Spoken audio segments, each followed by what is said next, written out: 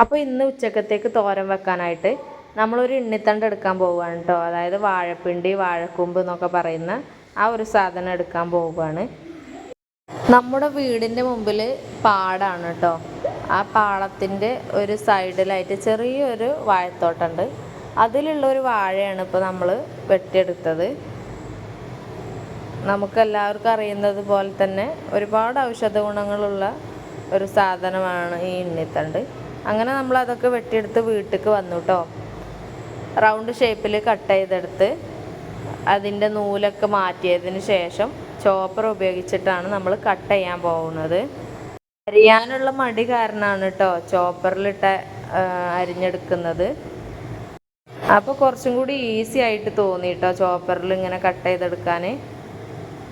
അങ്ങനെ കറി വെക്കാനായിട്ട് നമുക്ക് മുരിങ്ങ വേണം. അതിന് വേണ്ടിയിട്ട് നമ്മുടെ അപ്പുറത്തെ സൈഡിലുള്ള മുരിങ്ങ മരത്തിൽ പോയി. അപ്പോൾ ചെന്ന് നോക്കുമ്പോൾ നല്ല ഹൈറ്റിലാണ് കേട്ടോ മുരിങ്ങയൊക്കെ നിൽക്കുന്നത്.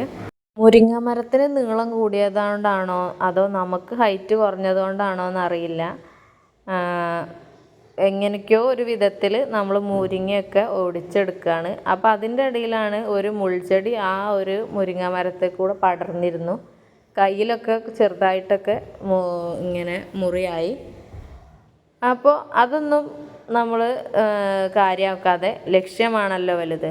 അപ്പോൾ നമ്മൾ ഇത്രയും മുരിങ്ങ അതിന്മേൽ പറിച്ചെടുത്ത് അതിൻ്റെ തൊട്ടപ്പുറത്ത് തന്നെ ചെറിയൊരു കാന്താരി മരം ഉണ്ടായിരുന്നു. അതിന്മേൽ 2-3 മുളക് ഉണ്ട്. അതും കൂടി പറിച്ചെടുക്കുകയാണ്.